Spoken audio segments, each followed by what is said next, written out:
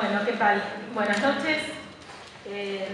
Hago un par de declaraciones antes de presentar mi trabajo. En primer lugar, quería agradecerle mucho a Mirta y a toda la gente del seminario de invitación. Y bueno, la alegría de volver a la UBA, porque yo estoy muy metida en el mundo de mi universidad, que es la Universidad Nacional. Hola.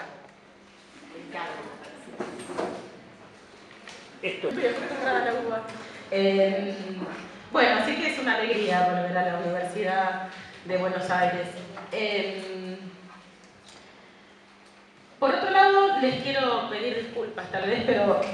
mi decisión ha sido leer, porque me cuesta mucho, si no, seguir el hilo argumental de lo que les voy a decir, así que les pido perdón si tal vez no es el mejor registro. Lo que traigo ahora es una síntesis, un pedacito abreviado y recortado y amputado de varias de las viñetas que trabajo para poder presentar el trabajo en un tiempo razonable, que forma parte, como les decía Mirta, de lo que fue mi tesis de doctorado sobre las representaciones políticas a través del humor gráfico de Clarín. Y bueno, son algunos fragmentos. Yo, en verdad, tal vez es un problema mío, pero no sabía que iba a ser con tanta gente, ni siquiera que iba a ser en el marco de un teórico, y pensé que eran muchos menos, y había hecho un print de todas las imágenes que analicé, pensando que podían circular por si alguno tenía inquietud de ver más de las 11 imágenes, que son las únicas que yo voy a comentar ahora. De todas maneras, yo los voy a dejar acá, y después, si a alguno le interesa, son todas las viñetas sobre Malvinas que yo trabajé. Bueno, a partir del desembarco argentino en Malvinas y durante varias semanas, tanto los cánticos que resonaban en una plaza de Mayo, convertida en epicentro de un renacido protagonismo civil, hasta los múltiples pronunciamientos oficiales, desde los titulares editoriales de los medios de prensa hasta las emisiones de numerosos programas de televisión y radio, pasando por las declaraciones públicas de importantes actores políticos y corporativos de todas las tendencias, la recuperación, entre comillas, de Malvinas fue objeto de múltiples festejos colectivos. La prensa diaria jugó un importante y activo rol en el proceso de movilización social, puesto que contribuyó a fomentar una fascinación colectiva por la guerra y un exacerbado nacionalismo mediante la permeabilidad al tema de la totalidad del universo informativo, y esto lo tomo de un trabajo de Lucrecia Escudero sobre la prensa en Malvinas. De hecho, salvo escasas excepciones, la información difundida por los medios de comunicación estuvo manipulada y tergiversada, creando hasta último momento infundadas expectativas de un triunfo asegurado. Si estas maniobras alimentaron la campaña oficial tendiente a fortalecer el ideal de comunidad nacional recuperada, también fueron productoras de cuantiosas ganancias, en tanto en esos momentos estar informado era una cuestión fundamental. El diario Clarín no fue ajeno a estos procesos. Si bien no publicó ediciones especiales dedicadas a la guerra, ni modificó su estructura interna con secciones específicas, la cuestión de Malvinas atravesó transversalmente las ediciones de matutino durante todo el periodo que se desarrolló el conflicto, inundando sus secciones y ocupando gran parte del espacio informativo y del espacio editorial. Y también inundó el espacio humorístico del diario, produciendo un impacto que hasta ese momento ningún otro suceso había ocasionado en el humor gráfico de Clarín. Pero su irrupción no produjo un resultado homogéneo ni unívoco, en tanto que por un lado, en total sintonía con la línea editorial, el humor gráfico funcionó como un eficaz respaldo para la campaña triunfalista y manipuladora de la información, mientras que por otro, al exhibir puntos de vista marginales y posturas críticas y antiautoritarias, se eligió también como un espacio para vehiculizar expresiones de resistencia simbólica a la campaña oficial. La gran mayoría de las producciones humorísticas publicadas por Clarín en el contexto de la guerra se inscriben en las operaciones discursivas que tendieron a legitimar la acción del gobierno argentino, en primer lugar mediante el encuadramiento de la toma de las islas en el marco del tópico anticolonialista. Este se expresó, por ejemplo, en una gran cantidad de viñetas que resaltaron el carácter anacrónico del expansionismo inglés, aduciendo, por ejemplo, que el colonialismo constituía un fenómeno extemporáneo al siglo XX, o argumentando que la guerra era producto de la capacidad económica de los ingleses, y denunciando el monopolio económico de las Falkland Island Company, empresa privada propietaria de la gran mayoría de las tierras, ganado e instalaciones de las islas, y sus espurias vinculaciones con la familia de Margaret Thatcher, dirigente del Partido Conservador, primer ministro británica y autora de las decisiones político-bélicas de la contienda. Por otra parte, el humor gráfico también contribuyó a la extendida operación discursiva que inculpó a los ingleses mediante la construcción de una tendenciosa genealogía de los hechos. En tal sentido, omitieron cualquier alusión, directa e indirecta, a la toma de las Malvinas por parte de las Fuerzas Armadas argentinas. Llamativamente, también olvidaron inscribir la derrota de 1833, cuando las fuerzas británicas ocuparon las islas. En cambio, los humoristas de Clarín echaron mano a la memoria heroica de las milicias populares que contribuyeron a resistir las invasiones inglesas de 1806 y 1807. Así, todos lo deben conocer a Clemente, y además con el fallecimiento de Caloi no hace falta que introduzca el personaje. Mientras Clemente hablaba de una posible tercera invasión inglesa para responder al desembarco argentino, y Doval, que era otro de los humoristas de la contratapa, representaba a un ciudadano inglés lamentándose de que finalmente el mundo se está enterando de los papelones que hicimos en 1806 y 1807, otro humorista llamado Chris se refería a esta gesta heroica con un cartoon en el cual los ingleses aparecían en el recuerdo de un anciano paisano como alguien parecido a un norteamericano al que le cae muy mal el aceite, en alusión a uno de los recursos defensivos empleados por las milicias durante las invasiones de principios del 19. Yo no me estoy deteniendo mucho ni en las imágenes, digo, porque no podría reducirlo. Voy a mostrar algunas imágenes, pero no voy a mostrar todas las imágenes que menciono, porque sería imposible. En una similar dirección argumentativa se inscribe la incorporación en algunas tiras y cartoons de la contratapa de la emblemática figura del viejo tío Sam, popular representación de los Estados Unidos asociada en algunos discursos con el carácter imperialista de ese país, que ocurre pocos días después de que Clarín anunciara el fracaso de la gestión mediadora del secretario de Estado norteamericano Alexander Haig y la decisión del Parlamento norteamericano de que en caso de guerra el país brindaría su respaldo diplomático a Inglaterra, cosa que efectivamente hizo poco después. En algunos casos, el tío Sam aparece sencillamente como la encarnación de la rapacidad del imperialismo de las grandes potencias. Acá viene la primera. Está bien. Pero más sugestivas son las viñetas en las cuales el tío Sam aparece lamentando la pérdida de una Latinoamérica pujante y unida que lucha por emanciparse de las potencias opresoras. Doval, por ejemplo, metaforiza esa pérdida dibujando un colectivo que se aleja velozmente de un tío Sam que corre con desesperación para alcanzarlo.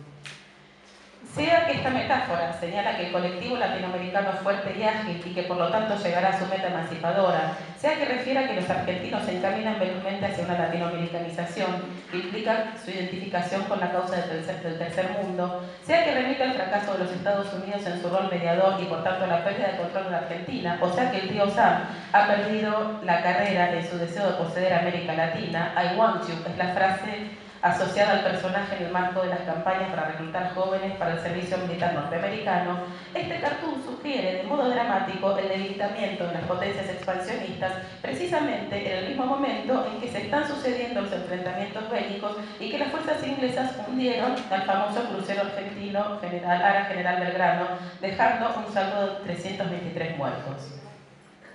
Otra estrategia que contribuyó asimismo a ocluir la responsabilidad del gobierno argentino tiene que ver con la libre reinterpretación que hicieron algunos de los humoristas de la voluntad de los isleños en el marco del incómodo principio de autodeterminación de los pueblos vigente desde que, en 1965, la Asamblea General de la ONU había encuadrado las disputas por Malvinas en los procesos de descolonización. Esa resolución, que proyectaba las demandas argentinas a un plano supracontinental y les otorgaba un marco de legitimación internacional, conllevaba empero el riesgo de que la libre voluntad de los kelpers, como se llamaban los isleños, no coincidiera precisamente con los objetivos de recuperación de la soberanía de las islas. Y esos riesgos no eran infundados. En el marco de la contienda, efectivamente los isleños reivindicaron su derecho a pertenecer a la colonia británica. En este caso, la estrategia de los humoristas no coincidió con la ensayada por los editorialistas de Clarín, quienes en el momento en que las fuerzas argentinas desembarcaron el 2 de abril, abandonaron por completo el argumento expuesto casi por 2 décadas basado en el principio de autodeterminación de los pueblos. La estrategia de los humoristas, en cambio, consistió en asociar el tópico de la autodeterminación, pero para argumentar que los kelpers se habían argentinizado al asumir espontáneamente los códigos y costumbres del país. Antes éramos ciudadanos de pregunta, pero ahora somos ciudadanos de primera y campeones mundiales de 1978, dice, por ejemplo, un personaje de Doval que apela además al orgullo nacional por la victoria futbolística. Mientras que en una viñeta de Ian se observa a los sufridos isleños firmar un petitorio mediante el cual ruegan a su graciosa majestad tenga bien suspender la defensa de las islas. Los humoristas de Clarín también se abocaron a trabajar en la construcción iconográfica del enemigo. A tono con la prédica triunfalista dominante, ese trabajo tendió a elidir la dimensión del riesgo que podía implicar enfrentarse bélicamente nada menos que con una de las principales potencias mundiales. Para ello, establecieron una recurrente asociación entre los enemigos y el mundo de la piratería. Ahora necesitamos la otra. Desde ya que esta asociación retoma una metáfora ampliamente difundida en otros espacios, como las consignas esgrimidas en pancartas en la Plaza de Mayo, Malvinas Argentinas, 150 años pirateadas por fin recuperadas, hasta, por ejemplo, las caricaturas de Hermenegildo Sábal, publicadas por esos mismos días en las páginas de Clarín. Lo que en todo caso es distintivo del género es la inversión que se produce de los sentidos de esta metáfora, en tanto los piratas que recrean no parecen ser precisamente temerarios. Utilizan, por ejemplo, armamentos obsoletos como dagas y cañones, los parches en los ojos les producen dificultades con la puntería y las patas de palo les restan movilidad. Asimismo, predomina en las tiras y cartoons del diario una modalidad de representación que tiende a degradar a los ingleses, tanto civiles como militares, mediante la alusión generalmente explícita a su carácter inofensivo. En la representación de las tropas enemigas, estos rasgos pueden apreciarse, por ejemplo, en una serie de viñetas que enfatizan la idea de que tanto soldados como oficialidad son inexpertos e improvisados que confunden, por ejemplo, las Falklands con Australia y que incluso muchos de esos fantasean, por ignorantes, con arribar a un paraíso de cálidas y doradas playas, como aparece en la siguiente imagen. Otros frescos exploran la crítica a través del énfasis en la supuesta inclinación de los ingleses hacia el alcohol, la diversión y los pasatiempos. Así, en los recuadros de Fontana Rosa, por ejemplo, desfilan voluntarios que se ofrecen para abordar la flota inglesa como medio de transporte para llegar a Copacabana, e incluso el propio príncipe Andrew, a cargo durante la guerra del buque Invincible, muestra su preocupación por llegar cuanto antes a la zona del conflicto, puesto que está ansioso por comenzar sus prácticas de esquí acuático. También la hombría de los ingleses está puesta en cuestionamiento a través de la desnaturalización de la utilización de la tradicional pollera escocesa por parte de los hombres. Acá la otra imagen. Esta connotación machista es incluso explicitada en el diálogo entre dos ciudadanos británicos ataviados por la pluma de Fontana Rosa con las tradicionales faldas tableadas que se lamentan de no haber defendido las Falkland como hombres. Los rasgos atribuidos de modo amplio y general a civiles y militares y soldados ingleses adquirieron en el espacio humorístico de Clarín un mayor grado de agresividad cuando se dirigieron a la caricaturización de Margaret Thatcher, que fue sin duda el blanco preferido de los humoristas del diario y también de otros medios gráficos. En el caso de Clarín, el protagonismo de Thatcher en el espacio humorístico implicó una transformación del lugar y el uso de la caricatura de personajes reales, tanto en la contratapa humorística como en el espacio de Landru adentro del cuerpo del diario de Clarín. En efecto, hasta entonces, en las páginas del diario, únicamente la obra de Landru se caracterizaba por el empleo de caricaturas de personajes de la vida política nacional e internacional. Sin embargo, a partir del estallido bélico y a propósito de Margaret Thatcher, la caricatura desbordó ese espacio desparramándose por la contratapa para impactar en las obras de Doval, Ian y Aldo Rivero. Asimismo, se produjo una momentánea y circunstancial suspensión de la habitual caricaturización de personajes de la política nacional en la obra de Landru, dejando como gran protagonista la caricatura de Margaret Thatcher. Esa temporaria paralización de otras caricaturas resalta entonces el impacto crítico y burlesco de la caracterización de la primer ministro y al mismo tiempo supone una suspensión en la representación irónica de figuras del oficialismo en el contexto de la guerra.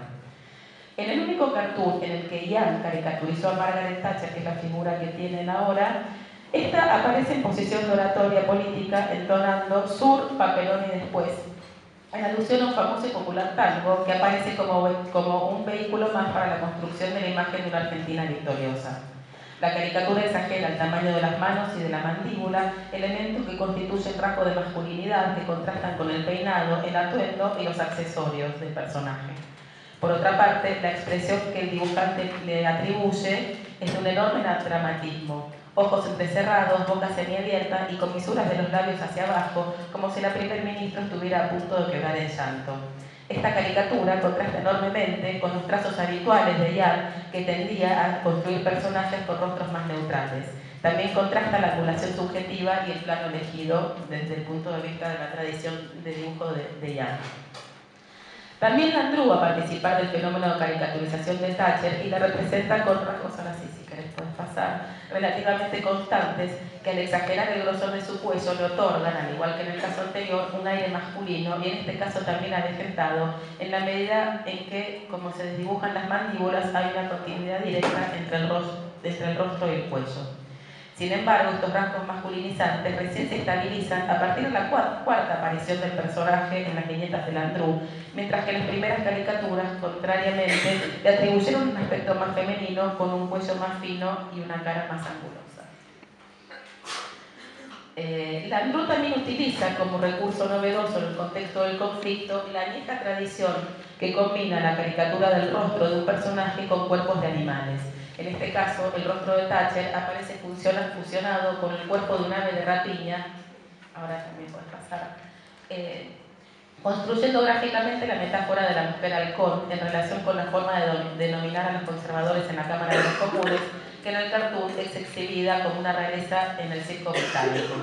Asimismo se aprecian entonces estas imágenes la metáfora de la animalización también se construye con la inclusión de grandes paletas dentales en el rostro de Thatcher, que como habíamos visto antes en el caso de la figura 8, si puedes volver a pasar, por la primer ministro, Paloma de la Paz en Escaleche, no deja lugar a dudas de que la intención del dibujante es comunicar la idea de rapacidad.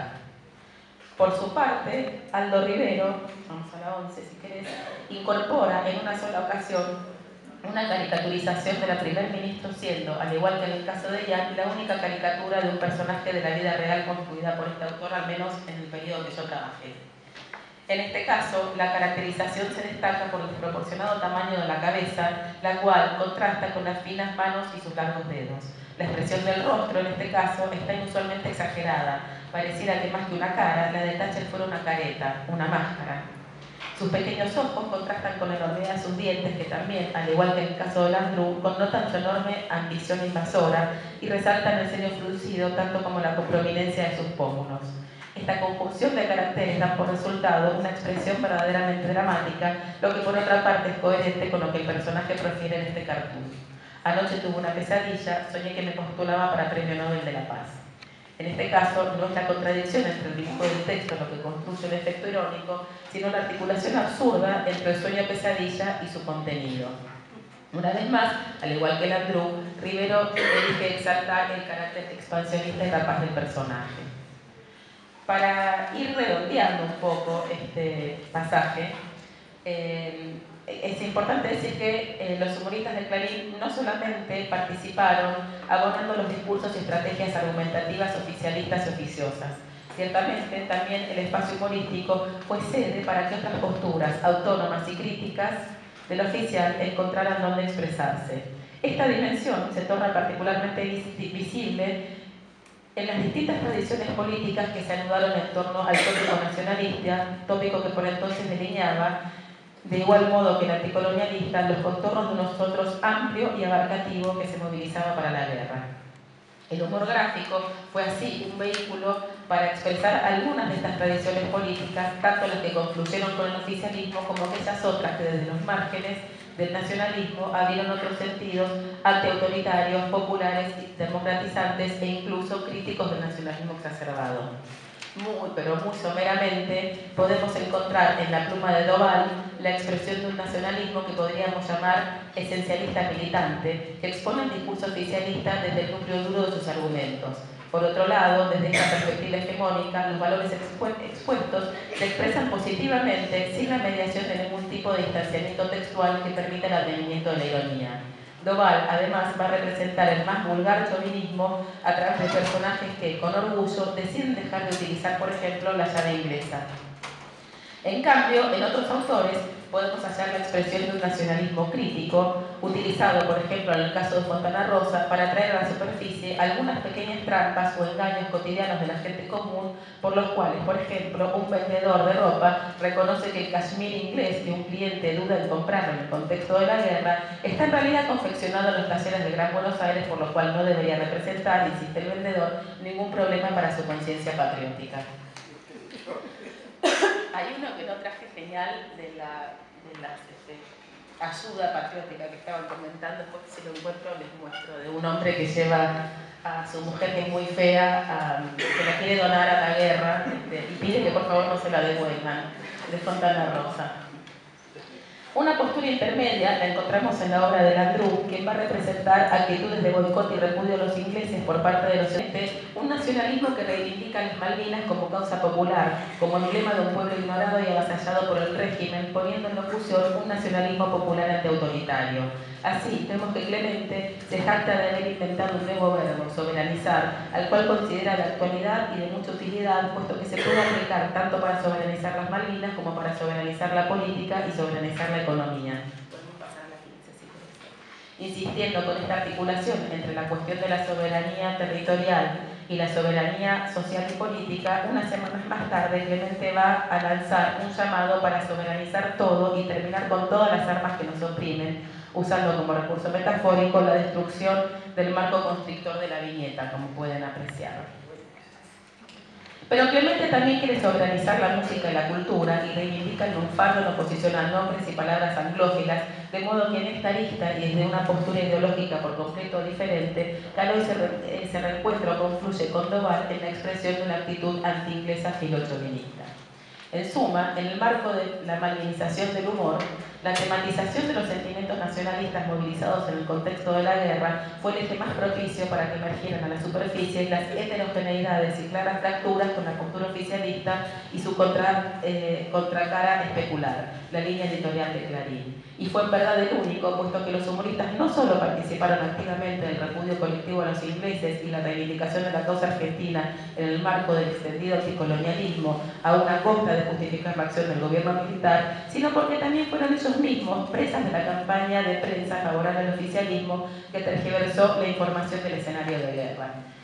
Y eso abriría como a la última parte de mi análisis, que son las crónicas de guerra contadas a través del humor gráfico y el mantenimiento o la puesta en suspensión de las bajas argentinas hasta el último momento, pero bueno, eso